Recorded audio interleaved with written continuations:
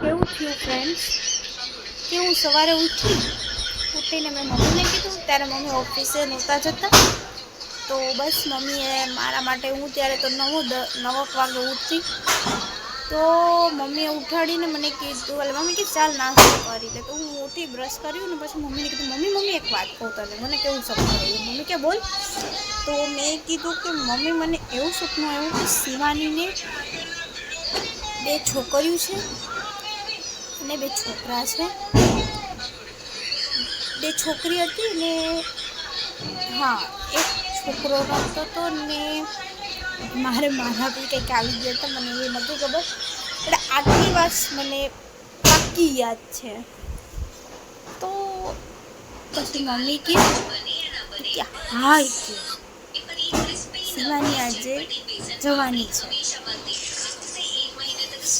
તો પછી એનો ફોન આવ્યો. બેનનો મોડ એકચ્યુઅલી થોડોક બહુ મોડો આવ્યો.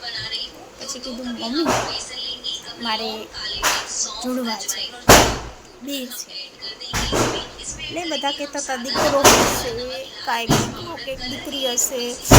બટ મેં પહેલાંથી કહી દીધું તું કે તારા ઘરે પહેલાં 2 દીકરી હશે. તમને એમ થતો હશે હું ખોટું બોલું, પણ મારા મમ્મીને પૂછું. મમ્મી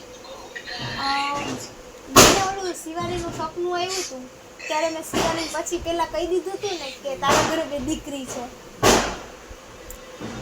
તો ખરેખર એના ઘરે પહેલાં 2 દીકરી આવી.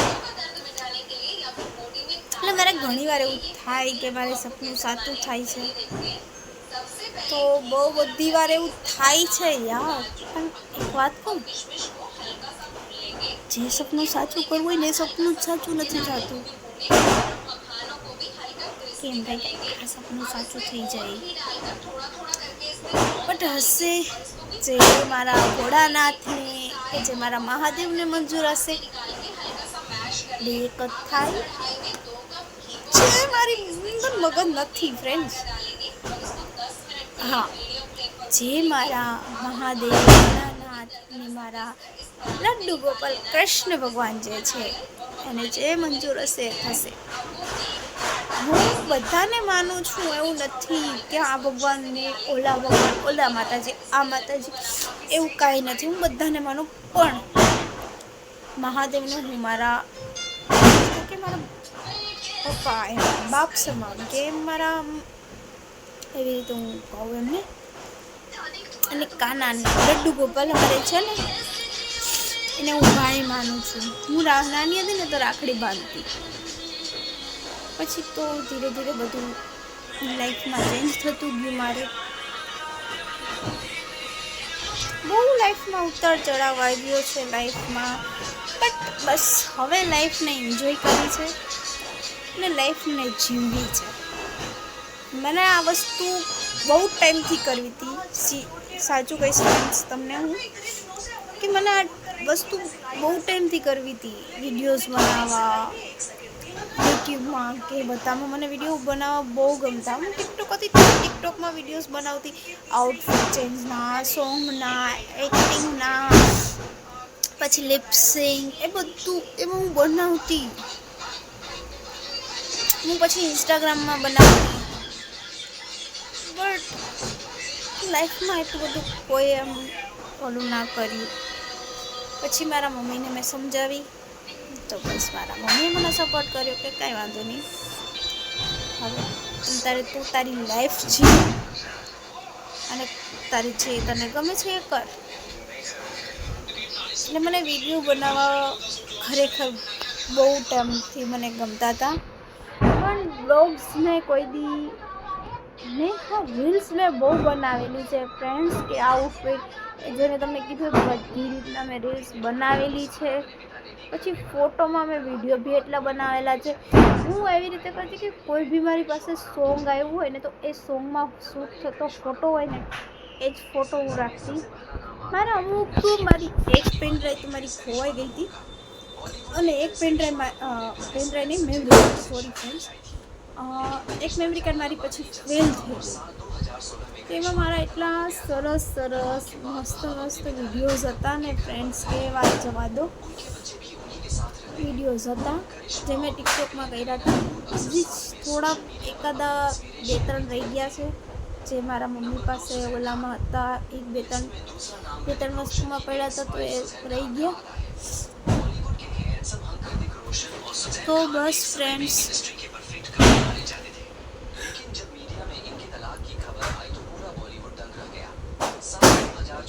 હા ભૂલી જાઉં છું ફ્રેન્ડ્સ.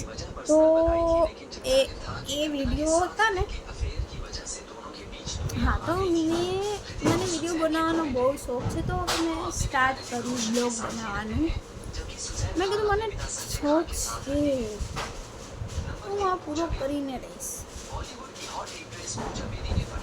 પહેલાં તમને શરમ આવશે બ્લોગ્સ બનાવવામાં. મને બી થતું બધાની વચ્ચે કેમ બોલું, શું કરવું, પણ આપણા સપના પૂરા કરવા માટે જો શરમ રાખશે ને તો જિંદગીમાં બી નહીં થાય. આ શું બોલશે, ઓલા શું બોલશે, ઓલા શું વિચારશે, આ શું વિચારશે, એ બધાનો વિચાર જો આપણે લાઈફમાં કરશે ને તો આપણે કાંઈ નહીં કરી શકીએ. કારણ કે તમે નોકરી કરશો, થોડો ઘણો પગાર હશે તો ભેગ રહેશે ને, એટલા જ કમાય છે. અત્યારે પછી જો તમે વધારે કરશો, હા ને આ તો આટલા બધા કમાય છે, આ તો આમ છે તેમ છે, તો બી વાત કરશે.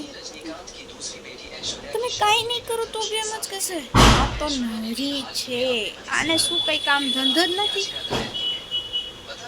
ઘરમાં પડી રહેશે, ઘરના કામ કરીને રાખશે, તો એમ કહેશે.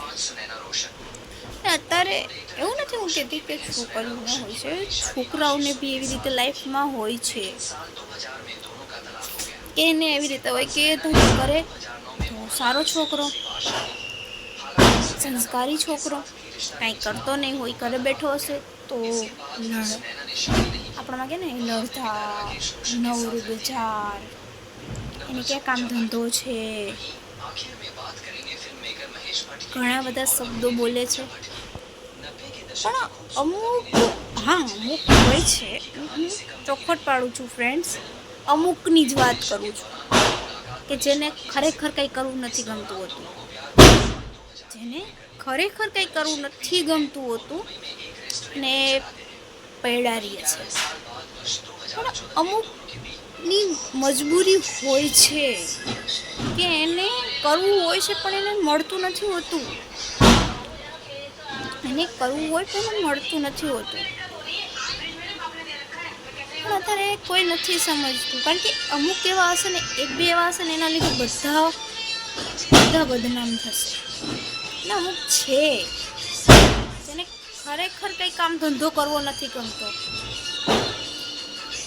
અને અમુક છોકરીઓ બી એવી છે જેને કામ કરવું ગમે છે, એને નોકરી કરવી ગમે છે, તો પણ કાં તો ફેમિલી સપોર્ટ નહીં કરતી હોય, કાં તો જો મેરેજ થઈ ગયા હશે તો એ ફેમિલીવાળા સપોર્ટ નહીં કરતા હોય.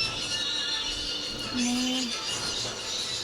ઘણાને હોય છે, ઘણાને સારું બી મળ્યું હોય છે કે નહીં, એને સપોર્ટ કરતા હોય છે કે નહીં તું કર, આ ઉંમર છે કરવાની, કરો. પછી શું થશે તમારા? પછી કાંઈ નહીં થાય. અને લાઈફમાં એક વસ્તુ છે ફ્રેન્ડ્સ કે તમે જે છે ને એ અત્યારે જ સ્ટ્રગલ કરી લેશી ને આપણે લાઈફમાં આગળ જતાં આપણે પ્રોબ્લેમ નહીં થાય. હા ફ્રેન્ડ્સ, મેં અત્યારે સ્ટ્રગલ નહીં કરો પછી તમે ગઈઢા થઈ જશો તો ક્યાં જશો? તો તમે કરી શકશો? નહીં કરી શકો. તો એના કરતાં આપણે અત્યારથી કરશીએ ને તો આપણને લાઈફમાં આગળ કામ આવશે.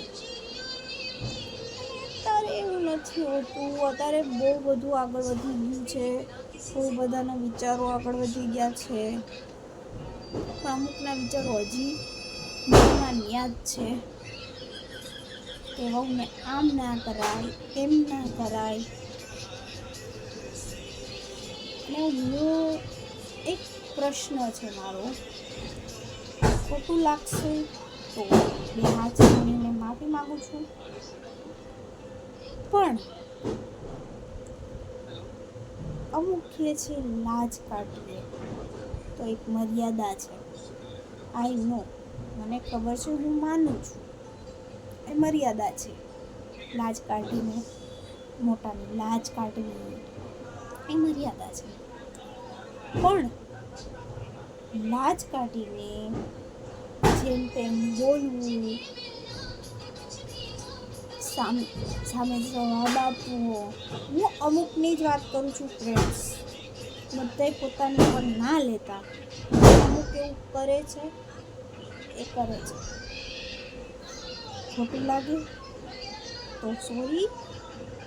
એમના માટે કે હું તમને નથી કહેતી કે જે નથી કરતા એવું, એમને હું નથી કહેતી. અમુક મર્યાદા રાખે છે, માથે ઓઢે છે ને એમ લાજ કાઢે છે ને સામું નથી બોલતા હોતા ને પૂરી મર્યાદા સાચવે છે.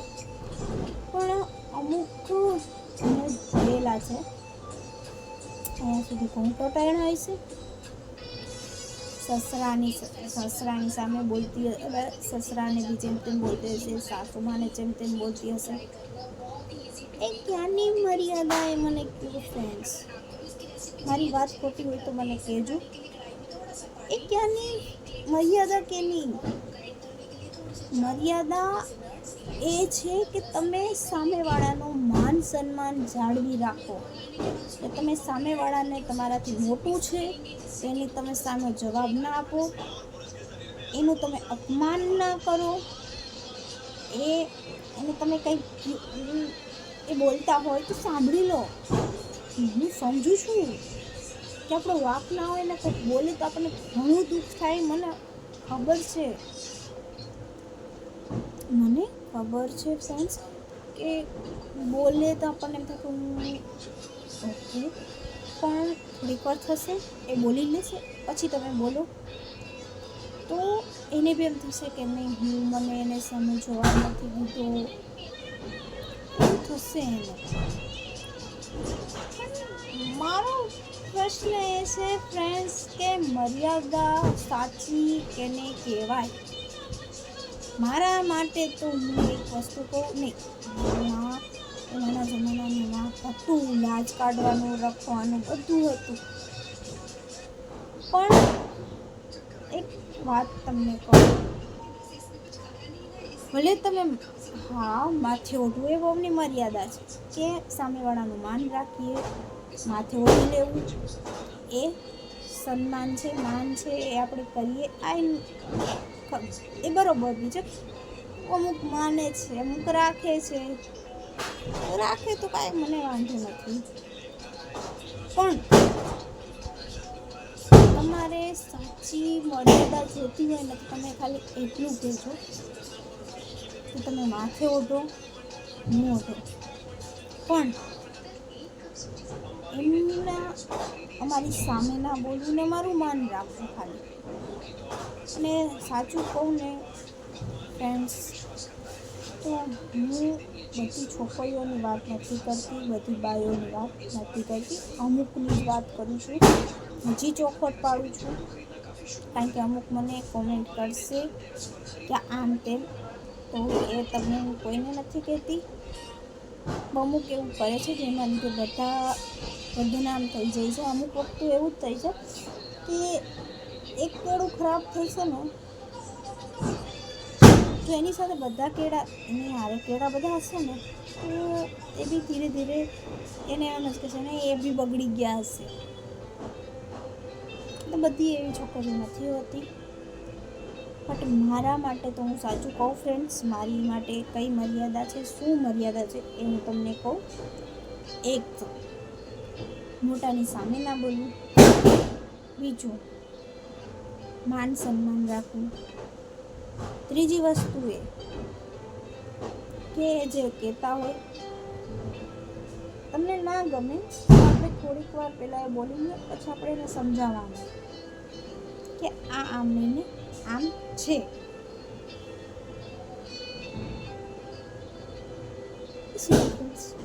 બગા આવે છે. સાચી મર્યાદા તો એમાં રહેશે તમે મોટાની સામે નહીં બોલો ને, એ સૌથી મોટી મર્યાદા રહેશે. સાસુમાં કે સસુર કે જે બી હોય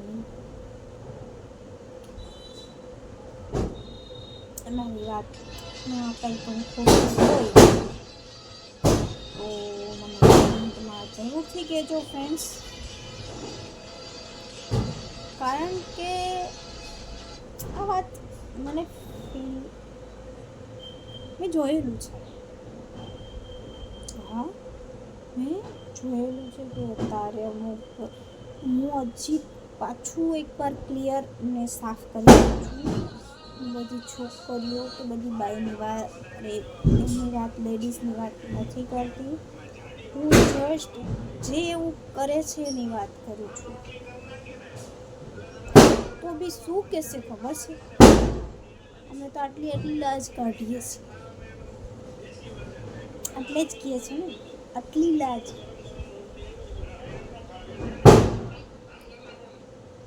સાચી તમારે લાજ રાખવી હોય કે કાઢવી હોય ને, એ અમુક કરતા હશે ને અમુક તો મને બોલવાના જ છે કે તમે આવું બોલો છો, એમ બોલો છો. પણ મારા મનમાં પ્રશ્ન હતો ને મેં પૂછી દીધો છે ફ્રેન્ડ્સ.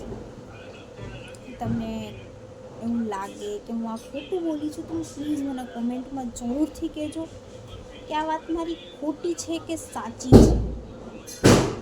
કે અત્યારે અમુકની માન્યતા એવી લાજ કાઢશે ને તો જે સાચી મર્યાદા હશે. તો તમે મને પ્લીઝ કહેજો ફ્રેન્ડ્સ કે સાચી મર્યાદા કોને કહેવાય.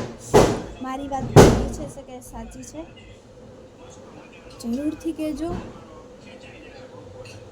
એટલે પ્લીઝ ફ્રેન્ડ્સ, તમે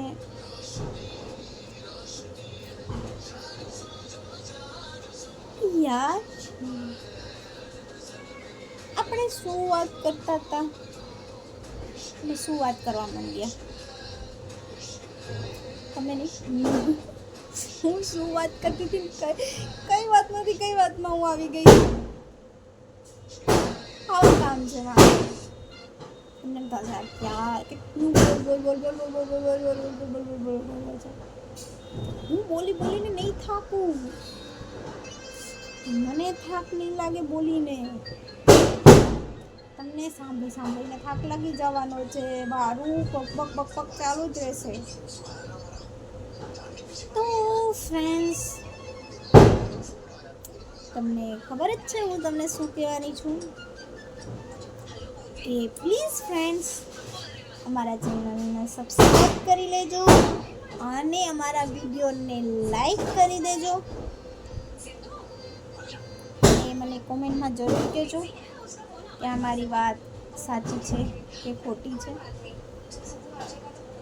હું હજી કહી દઉં છું ફ્રેન્ડ્સ કે અમુક બેન છે, એક દીદી છે, આંટી છે, કે જે બી છો તમે મારા વિડીયોઝ જુઓ છો, આ વાત જે કરે છે એના માટે છે, બધા માટે હું નથી કરતી. તો એ વાતમાં ખોટું ના લગાડતા. તો બસ મારો વિડીયો આવી જ રીતે તમે જોતા રહેજો. મારા વિડીયોને લાઈક કરતા જાજો પ્લીઝ. તમારી મોટા દીદી હોય તો નાની બેન સમજી લેજો. નાની દીદી હોય તો તમારી મોટી દીદી સમજીને કરી દેજો. અને અમુક ભાઈ મોટા હોય તો નાની બેન સમજીને કરજો, નાના હોય તો મોટી બેન સમજીને કરજો. પણ પ્લીઝ ચેનલને સબસ્ક્રાઈબ ને વિડીયોને લાઈક જરૂરથી કરજો. અને મોટા આંટી કે આપણા ભાષામાં તો આપણે માસી જ કહેશે, જે કોઈ હોય એને. તો માસી, તમે બી મારો વિડીયો જોતા હોય તો પ્લીઝ સબસ્ક્રાઈબ ને લાઈક કરી દેજો. હવે શું નહીં તો પછી એક ફ્રેન્ડ સમજીને સબસ્ક્રાઈબ ને લાઈક કરી દેજો. સબસ્ક્રાઈબ સોરી યાર, એવું બોલાઈ જાય અમુક શબ્દ બોલાઈ જાય મને ખબર નથી. ઓકે, તો લાસ્ટમાં કંઈ ના હોય તો એક ફ્રેન્ડ સમજી લેજો મને. તો પણ કરી દેજો. Okay friends, bye and good night, sweet dream, take care, bye bye. તો કાલ સવારે બ્લોગ્સમાં મળીએ. ઓકે ફ્રેન્ડ્સ, તો આ વિડીયો અને લાઈક કરતા જજો. Bye bye friends, good night, જય શ્રી કૃષ્ણ, જય મહાદેવ, રાધે રાધે.